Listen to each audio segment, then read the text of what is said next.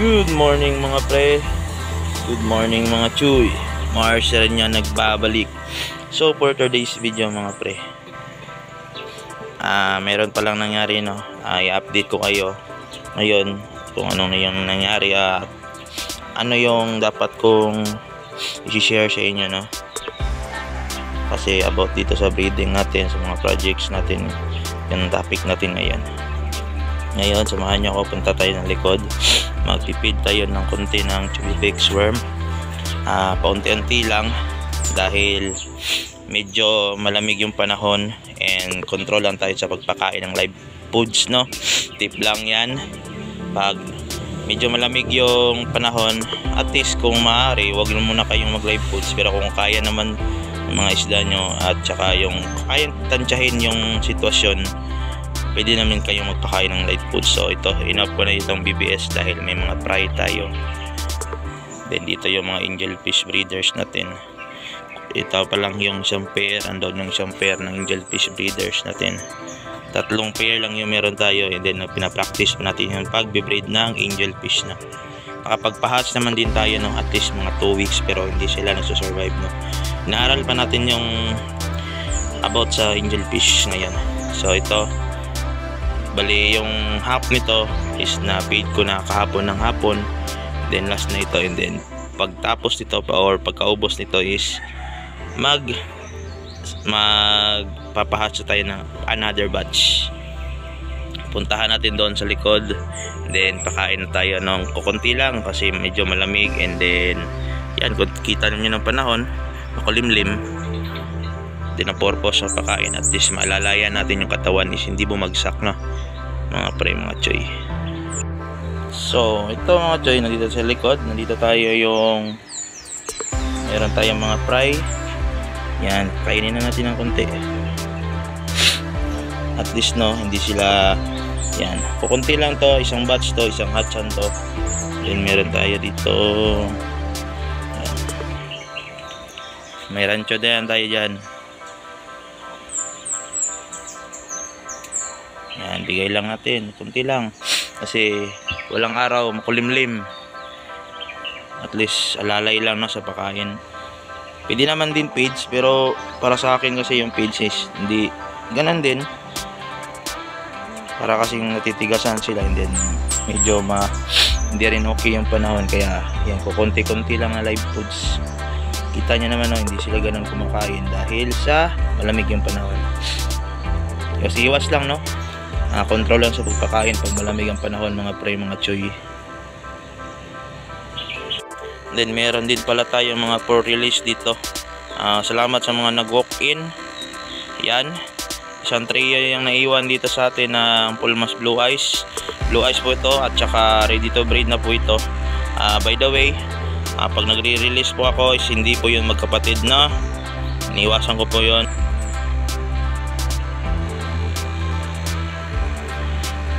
So ready to release na to, mga pre, mga choy. Pakain na tayo. Then meron din tayong mga fry for another batch ng GBT natin. Sana meron tayong makuhang maganda dito soon, para at least may makip din naman tayong magandang breeder. Yan, konti lang, konti lang, pang alalay lang.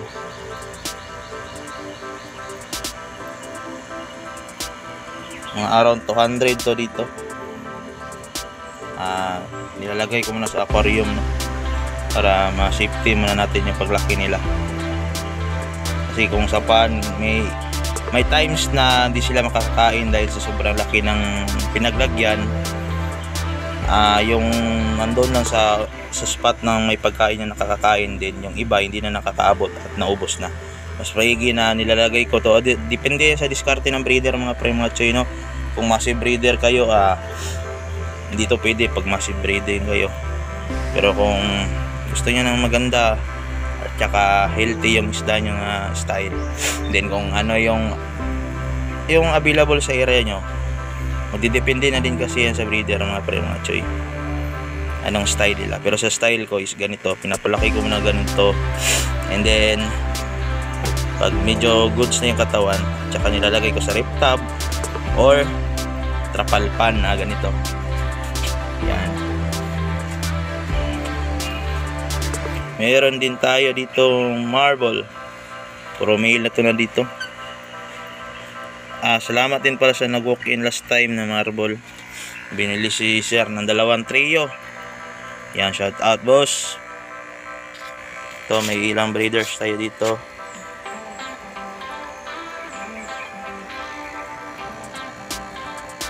Yan.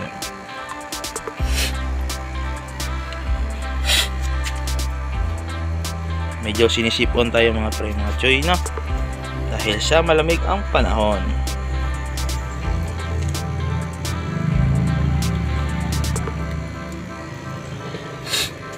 Yan, ito pala yung breeder natin ng GBT. Ayan.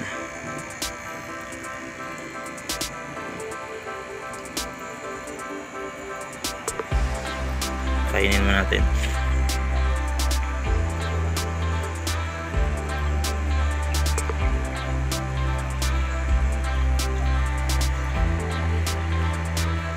Meron din tayo mga ongoing price.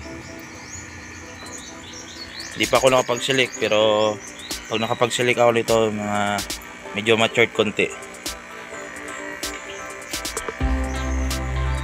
Another ito, BBS para sa mga fry natin ng mga gapis. Then meron pala akong na itabing mga going to release soon. Ito rin mga pulmas na blue eyes. Yan, ewan ko bakit ayaw lumapit ng iba. Yun, nandun pa. Bahala sila dyan. Yan ang kumain. Konti-unti lang nilalagay ko ngayon.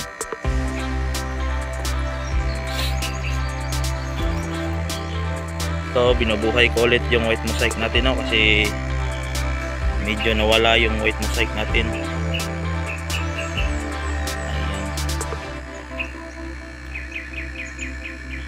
Damage yung breeding. At saka ito yung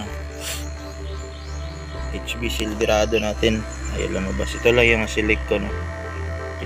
Pinapamatured natin. Dami tayong stock na RDSS ngayon. Ito yung PEM. Kahapon nag-select ako ng mga HB Silverado natin. Tinanggal ko yung mga red wash. Then ito yung mga PEM. Nilagay ko muna dito, temporary. Silip.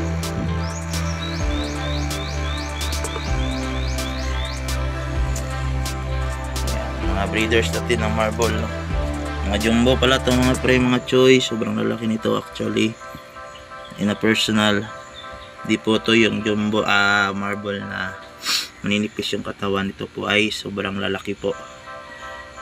And then sa mga nagtatanong po, no, about dun sa paano pajumbuhin yung isang muli, depende na po yan sa genes, no? Meron po talagang muli na lumalaki, pero iba talaga yung itsura pag jumbo talaga, or basta makikita yung difference, no, sa body structure. Yung basta may pinagkaibahan, no, in personal. Mahirap man i-describe sa vlog, pero at least sana makachamba din kayo dun sa mga nagtatanong, na makakita kayo ng jumbo line na mga muli. Yun yung mga magaganda rin, malaki ng maayos, na parang kasing laki din ng goldfish, na at least yung mga 4 cm na goldfish, yung parang ganon. Tara, samahan niyo ako.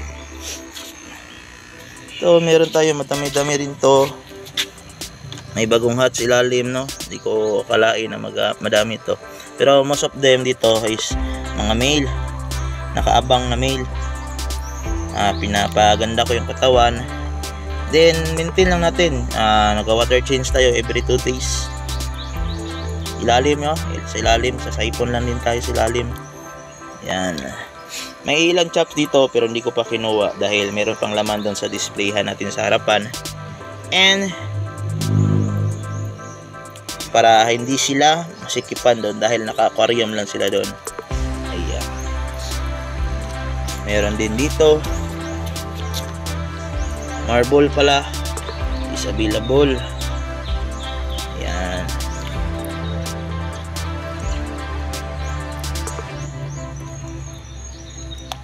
Binawasan ko pala to ng tubig kahapon kaya medyo hindi niya abot yung lalagyan ng Tubipex worm.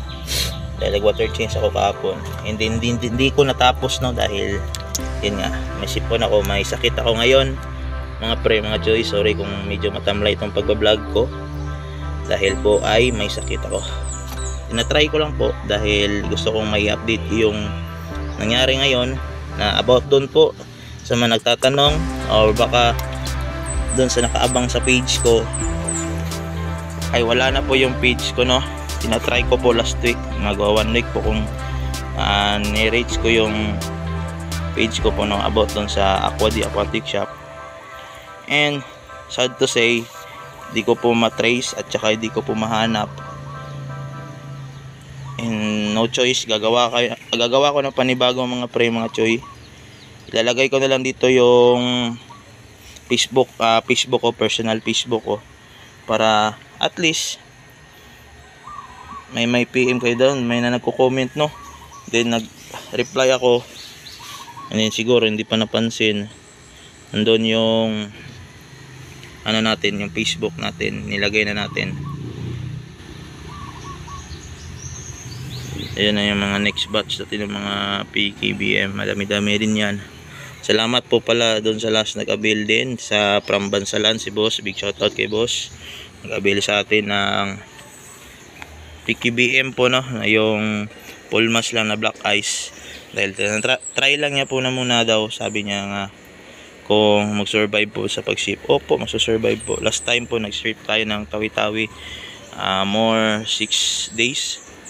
6 days ata yun, o 7 days yun. Nakasurvive naman po, walang pong nangyari. So ayun mga pre, mga choy, remind ko lang po na wala na po yung page ko na Aquatic Shop, at saka hindi ko po matrace. Gagawa lang po ako ng panibago no, and then ipopost ko lang po or isasama ko sa next upload ko. And then now salamat po sa mga patuloy na sumusuporta, at pasensya na po medyo matamlay tayo ngayon dahil ay may sakit tayo. Try lang natin mag-update para at least, kasi mayroon nag-comment doon na boss, paki-replyan na, marami na natatanong. So big shout out kay boss dahil sa iyo. Late ko na nakita, by the way, dahil sa iyo ay nagka-idea ako nang i-update kayo, kasi medyo nag-focus ako sa paghahanap ng page ko kung paano ma-recover mga pre, mga choy. And then sana maka-recover soon yung page natin, at saka gagawa na lang siguro ako ng panibago kung hindi kaya talaga. Sayang lang kasi marami tayong mga customers tag-PM doon no? Mga pending customers natin na nag-order, dami-dami din yon. And sad to say, ganun talaga, may nangyari talaga. Then salamat mga pre, mga choy. Kung nagustuhan nyo na video na to, paki-like mga pre, mga choy. Then big shout out sa mga bago nating mga subscriber pre, mga choy. Salamat sa suporta kahit papano, at nakapag-update ako sa inyo. Sana nasagot po yung tanong nyo doon sa mga nag-comment, na mag-message na lang po kayo doon sa personal account ko po na Marcelinho. Ayan. Salamat mga pre, mga choy.